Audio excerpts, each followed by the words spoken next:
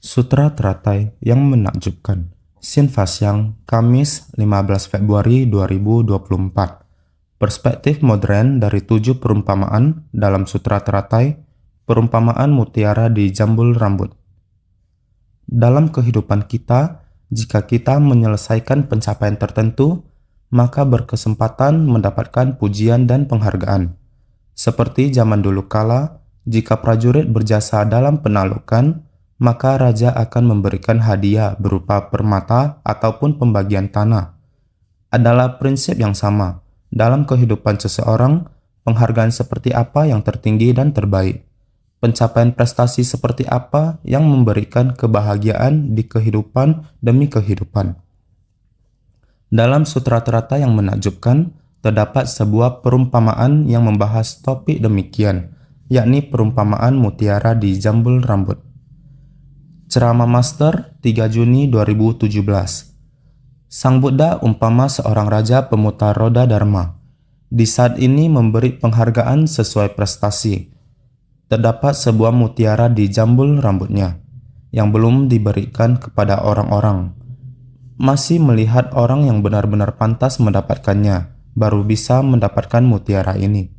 Harus orang yang paling berjasa, yakni sebagai praktisi, yang paling bisa menghayati ajaran dari Sang Buddha, yang kondisi batinnya bisa berpadu dengan kondisi batin Buddha, yang memiliki satu esensi dengan alam semesta. Ini yang kita harus bersungguh-sungguh dalam berupaya dan lebih bersungguh hati. Perspektif modern dari 7 perumpamaan dalam Sutra Teratai, perumpamaan mutiara di jambul rambut. Perumpamaan mutiara di jambul rambut adalah perumpamaan ke-6 dari Sutra Teratai, bab 14, praktik penuh ketentraman dari Sutra Teratai, di mana ketika Buddha menerima permintaan dari Bodhisattva Manjusri untuk mengingatkan para bodhisattva di masa mendatang yang penuh dengan kekeruhan dan kejahatan, jika bisa dengan tenang dan leluasa dalam menyebarkan dan membabarkan dharma menakjubkan yang tiada tara, dan kondisi batin seperti apa dalam menghadapi para makhluk. Apa yang harus dilakukan dan apa yang harus dihentikan.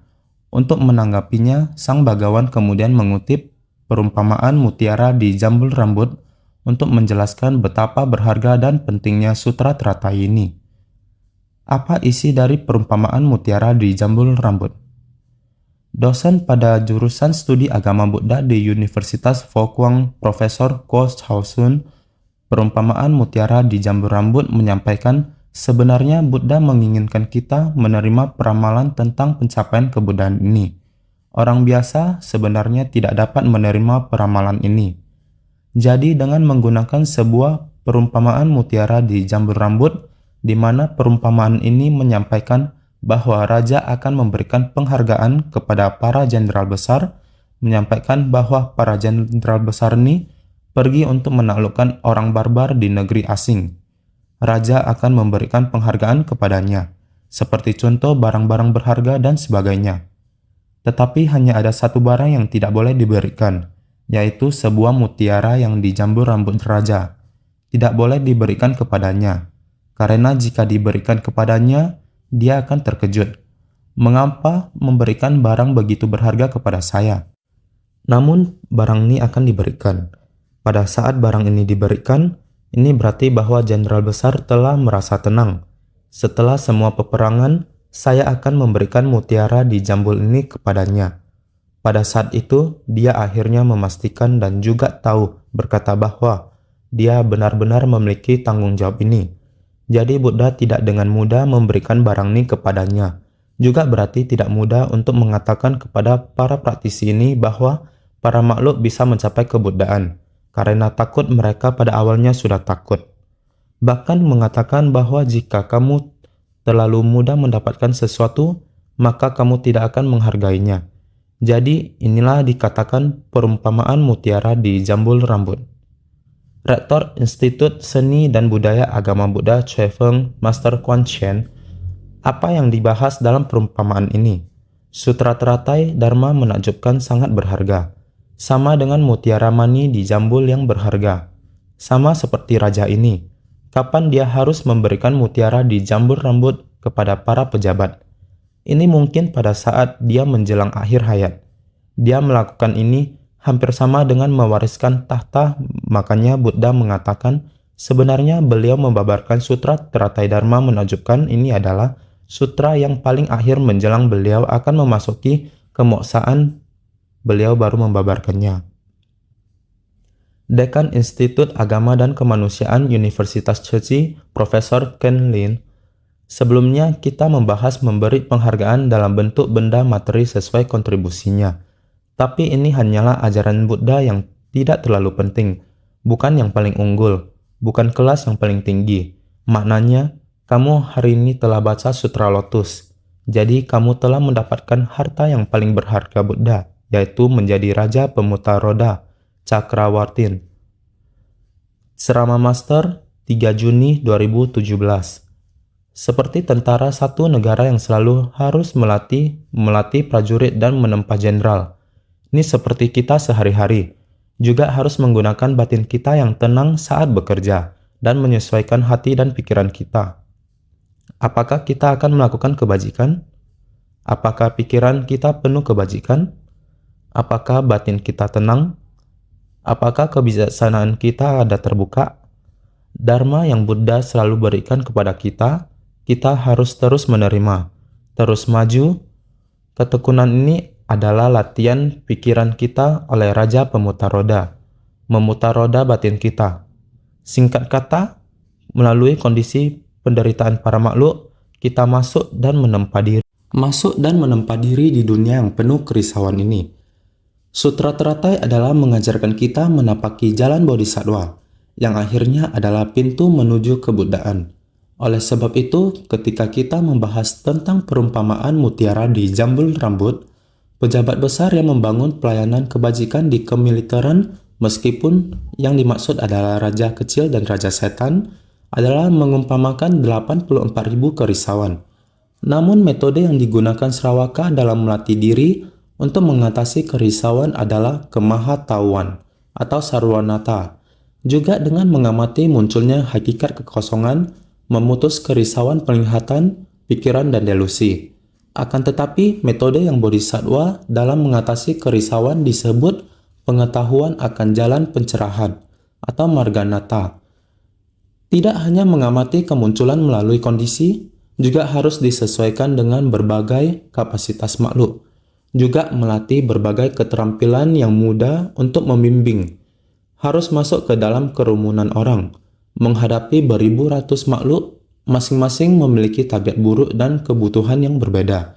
Membimbing para makhluk menembus ajaran sutra makna tanpa batas, menyelesaikan tugas membimbing para makhluk, mendapatkan berkah kebahagiaan dan kebijaksanaan, memutus delusi. Kebijaksanaan yang mendalam pada makhluk adalah para praktisi ajaran kendaraan kecil yang suka pada yang mudah dan takut pada yang sulit. Yang tidak dapat dilakukan mengenai kualifikasi yang mesti dipenuhi untuk mencapai kebuddhaan. Hanyalah perlu melatih kebijaksanaan menyeluruh atau sarwata jana. Dua kebijaksanaan yang sebelumnya dari tiga kebijaksanaan atau trijana berpadu menjadi satu. Mampu menjalankan segala hal yang sulit dijalankan, melenyapkan dengan tuntas kegelapan batin dan delusi. Pencapaian akan keberkahan dan kebijaksanaan secara lengkap dan sempurna. Oleh sebab itu, Buddha di dalam Sutra Teratai ketika memberi peramalan kepada muridnya adalah setelah melalui bimbingan selama 42 tahun lamanya. Akhirnya batin pikiran para makhluk telah menjadi matang. Tidak lagi melekat pada pembebasan akan mati dan hidup orang pribadi. Juga tidak lagi merasa takut akan panjang dan lamanya jalan menuju kebuddhaan dan semua kesulitan dari para makhluk. Bahkan dapat membangkitkan tekad luhur dan ikrar agung. Boleh dikatakan mereka telah melenyapkan rintangan akan kerisauan yang terbesar, sehingga Sang Buddha baru bisa memberikan peramalan, membabarkan sutra teratai yang menakjubkan kepada para makhluk. Adalah ibarat Raja Agung memberikan mutiara paling berharga dari jambul di rambut raja. Perumpamaan mutiara di jambul rambut pada zaman sekarang. Dosen pada jurusan studi agama Buddha di Universitas Fo Guang, Profesor Coachhausen, Kita bisa berpikir demikian. Kita bisa katakan bahwa berkah kebajikan dari jenderal besar dan pejabat besar ini sama seperti yang kita sebut sebagai praktisi pelatih diri. Dalam proses melatihan diri, kita tidak akan pernah berhenti untuk membunuh musuh kita. Yang dibunuh adalah musuh yang sering kita katakan, yaitu setan kerisauan batin kita. Banyak sekali kerisauan batin kita, ataupun berbagai jenis penderitaan di dunia. Kita haruslah menghadapinya satu persatu. Dengan menghadapinya satu persatu, maka kita juga akan merubah kondisi dunia di sekitar kita menjadi sebuah kota yang jernih dan murni. Bila kita telah menjadikan kota ini semakin murni dan jernih, maka kita mungkin akan semakin bertumbuh keyakinan mengatakan bahwa saya bisa mencapai kebudayaan. Namun, bila kita tidak berusaha keras, sungguh sulit untuk mengatakan bahwa batin kita saat ini bagaikan berada di dunia penuh 5 kekeruhan. Mana mungkin ada hal seperti ini? Bisa mencapai kebudayaan. Bukankah begitu? Sehingga haruslah berusaha keras dan terjun langsung untuk menjernihkan dunia ini. Seperti yang ada dalam perumpamaan mutiara di jambul rambut. Para prajurit yang berperang membunuh para musuh. Sebenarnya kita sedang membunuh mara pengganggu. Ada dalam batin kita. Inilah hal yang harus kita lakukan sebagai seorang murid Sang Buddha di masa sekarang. Semua jalan Bodhisattva Ceci yang dibuka oleh Master adalah di tengah bencana alam dan petaka akibat ulah manusia yang sering terjadi di dunia ini. Menuntun semua orang melalui menolong dunia juga menyelamatkan hati di dalam proses mempraktikkan 4 misi utama dan 8 jejak Dharma. Tidak hanya memupuk berkah dan kebijaksanaan secara bersamaan, bahkan harus mengasah sifat batin, cita dan mata, memutus tabiat buruk, memperluas cakupan, menumbuhkan misi utama. Wakil Kepala Sekolah Internasional El Menahil Ali, sewaktu menjadi relawan di Lebanon, membuat saya teringat tahun 2014 dulu. Saya di Turki pertama kali mendengar tentang Ceci, memberikan kepada saya sebuah selimut kehangatan. Itu masih terasa di tangan saya. Ali yang sekarang berusia 50 tahun adalah pengungsi Suriah di Turki tahun 2014, menerima bantuan dari Insan Ceci, sejak itu bergabung ke dalam barisan relawan. Wakil Kepala Sekolah Internasional El Menahil Ali, Cecilah yang membuat saya ada kesempatan juga bisa memberi kebahagiaan dan kegembiraan kepada orang lain. Sama seperti mereka telah membawa kegembiraan untuk saya dan keluarga saya. Juga masih ada sangat banyak umat muslim. Insan Ceci di Yordania, Turki, dan tempat-tempat lain di Timur Tengah dalam jangka panjang membantu pengungsi Palestina dan Suriah. Walaupun tenaga relawan sedikit, tapi kegiatan pemberian bantuan sejak awal sampai sekarang tidak pernah terputus. Tahun 2011 pecah perang saudara di Suriah. Pengungsi dalam jumlah besar memasuki negara tetangga. Pada tahun 2014, jumlah orang di pengasingan melebihi 1 juta. Situasi yang menyedihkan. Huk Kwangchong Faisal Hu, relawan Ceci, timbul rasa belas kasih. Dengan dukungan dari Master, menyusun pembagian bantuan amal, program bantuan pendidikan, kunjungan kasih, dan lain-lain. Karena kenal Profesor Cuma dan mendapat bantuan yang besar, membuka pembagian bantuan amal dan pendirian sekolah, diikuti dengan pendirian pusat pengobatan. Sejak itu, jumlah relawan setempat meningkat pesat. Ceramah Master 1 Desember 2020, pemberkahan akhir tahun wilayah utara. Saya harus berkata kepada perumah tangga Hu, kita harus membantu mereka, mendidik mereka, supaya mereka menyingkirkan kebencian di dunia. Karena anak-anak penuh dengan darah, ada yang menjadi yatim piatu, ada yang sudah cacat. Kondisi hati seperti itu akan semacam kebencian yang terkubur di hati mereka. Saya katakan bahwa kita harus mendidik mereka, menyingkirkan kebencian supaya mereka tahu bahwa dunia internasional ini penuh dengan cinta kasih. Anda harus mencintai mereka, supaya anak-anak dapat memahaminya. Membantu orang lain sangat berharga, sehingga dia ada di sana selama bertahun-tahun. Sudah membina dan mendidik banyak anak. Oleh karena itu dikatakan setiap tempat harus ada benih. Deniz Chaitanlin dari Mozambik, Hu Guangchong dari Turki, mereka semuanya mengatasnamakan Ceci. Menyebarkan cinta kasih, agama beda bukan masalah. Yang kita cintai adalah orang. Yang kita selamatkan adalah penderitaan manusia. Oleh karena itu, tidak ada perbedaan dalam agama. Kita masih tetap membantu mereka. Perkumpulan Islam Fatwa Hasan, ketika Anda mengatakan kepada penduduk, kami di sini untuk melayani Anda. Kalimat ini sangat istimewa, penuh rasa hormat, setiap orang yang mendengarnya sangat terbuka hatinya. Relawan Turki Muhammad, Ceci baik di Taiwan atau di Turki, juga di banyak bagian di dunia ini, terus giat menyebarkan cinta kasih. Berharap orang-orang bisa menjalani kehidupan yang lebih baik, layak dan damai. Hari ini di Festival Beirut, Lebanon, Distrik Ja, menabur benih gelombang pertama. Berharap di masa depan akan dapat memanen buah yang manis, agar tempat ini menjadi tempat tinggal yang lebih baik. Ceramah Master 3 Juni 2017. Jadi dalam hal penghargaan atas imbalan jasa, orang suci ini, pemikiran Anda hingga tahap mana? Anda menerima berapa banyak dharma? Ini Buddha harus selalu memahami, melihat orang-orang ini apakah telah melakukan pekerjaannya. Kegelapan batin ini dilenyapkan, maka noda batin akan lenyap. Keraguan ini perlahan-lahan mulai dirubah. Jika belum menjalani, maka tidak akan tumbuh kebijaksanaan. Biarkan orang-orang sambil melakukan, sambil menumbuhkan kebijaksanaan mereka. Khawatir akan setan pengganggu, kita pelan-pelan menaklukkannya. Sekarang seperti Raja Cakrawartin yang akan mengeluarkan mutiaranya.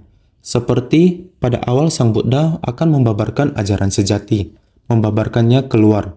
Menyatakan keluar adalah perumpamaan dalam Sutra Teratai. Mengungkapkan keluar, Sutra Teratai Mutiara ini mencakup 84.000 metode Dharma. Lihat, Sutra Teratai begitu panjang. Ini berisi 84.000 metode Dharma. Karena makhluk hidup memiliki 84.000 noda batin, tersembunyi di dalam hati dalam waktu yang lama. Tetapi tidak bisa melupakan terhadap orang lain, dan juga tidak bisa begitu saja memberikan kepada orang lain, sehingga selamanya akan selalu diingat. Selamanya harus baik-baik memilih orang yang tepat. Mutiara di jambul rambut, Master paling menghargai persamuan puncak burung nasar. Sebutir mutiara di rambut ini, dia ingin memberi penghargaan sesuai kontribusinya. Bukan berkata, kamu ada kontribusi, kamu tidak ada kontribusi. Bukan. Master adalah sepanjang jalan kamu mengikuti sampai sini. Berbicara, kita ingin memberikan bantuan bencana pada Cina. Lalu semua orang memberikan bantuan bencana pada Cina. Master berkata bahwa jika ada penderitaan di dunia, semua orang harus pergi. Mutiara berharga yang begitu baik tersebut, demikianlah memberi penghargaan sesuai kontribusinya. Baik tiba di Meksiko, Meksiko ada jalinan jodoh Meksiko. Datang ke Filipina, saat angin topan di Filipina, ini semua mutiara berharga. Dengan Ceci di Filipina sebagai contoh, benih kebajikan pertama sudah ada sejak tahun 1988. Cabang didirikan pada tahun 1994. Selalu utamakan klinik pengobatan di desa terpencil dan pulau luar. Setiap kali bermanfaat bagi lebih dari 1.000 pasien, namun perkembangan jumlah relawan agak lambat. Pada tahun 2009, topan Ketsana menyebabkan kerusakan parah. Insan Ceci setelah survei bencana memilih kota Marikina sebagai wilayah bantuan utama. Selain memberikan bantuan makanan panas dalam kebutuhan sehari-hari, bahkan dengan di bawah arahan Master membuka program Cash for Work. Ceramah Master 3 Desember 2013. Dari kehancuran setelah bencana, hujan setiap hari, bumi di mana-mana berlumpur, dan berdemikian berserakan dan menghancurkan telah menutupi bumi. Sepenuhnya sejauh mata memandang semua adalah reruntuhan, puing-puing, semua sampah dan lain sebagainya. Bagaimana agar kota ini bisa pulih bangkit kembali? Ini pasti harus penerapan kewelas-asian dan kebijaksanaan secara bersamaan yang tepat waktu. Kewelas-asian dan kebijaksanaan berpadu. Awalnya, relawan suci di Filipina terhadap cara kerja program cash forward dan biaya menyimpan banyak keraguan. Tetapi, melalui desakan master, baru semakin diadakan secara luas. Dalam 18 hari menggerakkan 85.000 orang kali sampah yang dibersihkan 26.000 ton. Saat itu cara kerja program cash forward dimulai. Jadikan pola baru dari bantuan tanggap darurat suci. Di kemudian hari, relawan Filipina yang datang memberi arahan ke Haiti, Taiwan, Malaysia, Ekuador, dan lainnya. Laksanakan cara kerja program Cash Forward. Bencana besar yang terjadi di Filipina beberapa tahun kemudian juga dipergunakan, membimbing dan menyadarkan banyak relawan lokal. 4 misi utama dan 8 jejak dharma. Maju selangkah, berakar, dan tumbuh berkembang. Kesempatan untuk menyucikan batin manusia. Ceramah Master 13 Januari 2012. Pertemuan bagi relawan. Sumber daya manusia yang pernah kita bimbing setelah cara kerja program Cash Forward, semua membangun hubungan dengan penuh perasaan demikian. Mereka juga mengorbankan hari liburnya, seperti hari Natal, Tahun Baru Masehi. Ada sekelompok rakyat, mereka juga demikian melepaskan hari untuk berkumpul bersama keluarganya. Semua terjun berpartisipasi. Mereka bisa mengatakan bersumbangsi untuk orang lain adalah hal yang sangat bersukacita. Sudah membuka gerbang cinta kasih dalam batinnya, mereka tidak akan terikat oleh waktu. Juga tidak dirintangi oleh kenikmatan bersenang-senang. Mereka bisa menyingkirkan kenikmatan bersenang-senang, tidak dirintangi oleh hari besar. Mereka satu tekad maju ke depan, bersumbangsi demi orang yang menderita. Ini adalah giat bersemangat satu persatu jalan yang menuju ke depan. Melihat mereka bukan hanya merubah kehidupan mereka, yang lebih penting adalah merubah kondisi batin mereka. Dalam kehidupan begitu, kondisi batin berubah, kehidupan lebih beraturan. Mereka menghentikan kebiasaan berkonsumsi minuman keras ataupun merokok, mengkonsumsi narkoba ataupun kehidupan yang berleha-leha. Seterusnya, kebiasaan buruk ini dipeti matikan. Telah berada pada jalur kehidupan. Mereka sekarang sangat giat bersemangat dan juga sudah terjun berpartisipasi. Singkat kata, melihat Filipina begitu sepenuh hati dengan cinta kasih terjun bersumbangsi, benar-benar dapat menciptakan stabilitas pada negeri dan mententramkan rakyat. Masyarakat damai tentram, walaupun ada bencana, bisa menggerakkan cinta kasih yang begitu banyak dari orang untuk bersumbangsi. Orang yang mampu membantu orang lain adalah orang yang lebih diberkahi. Rektor Institut Pendidikan Liberal Dharmadrom, Master Hui Min, sehingga arti dari mestika yang tak ternilai harganya dalam sutra teratai, peramalan juga merupakan suatu poin penting. Maka dalam sutra teratai 14 bab di depan, secara garis besarnya membahas semua ini. Awalnya orang yang cuma beranggapan peramalan hanya kepada arhat, mengatakan engkau akan mencapai kebudayaan di kemudian hari. Ini adalah sebuah kepastian. Sebenarnya dengan kata lain, saya terlebih dahulu memberikan kamu penghargaan. Kamu kira hanya perak, emas, tetapi saya benar-benar memastikan kamu adalah mutiara mani yang berharga. Ceramah Master 3 Juni 2017.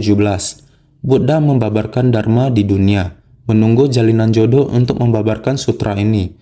Telah menunggu selama 40 tahun lebih, mencakup segala ajaran yang menakjubkan. Semua berada pada sutra ini. Makna yang terkandung di dalamnya sangat dalam, memerlukan kita semua selalu menggunakan pemikiran benar, dipraktikkan dengan ajaran benar, harus baik-baik bersungguh hati, pikiran terkonsentrasi, batin penuh kebijaksanaan, baik-baik merenungkan makna yang ada di dalam ajaran, merubah pengetahuan menjadi kebijaksanaan. Pengetahuan dirubah menjadi kebijaksanaan. Baru mampu menerima sutra ini. Dharma baru bisa senantiasa menyerap ke dalam batin. Sehingga para praktisi, kita harus senantiasa bersungguh hati.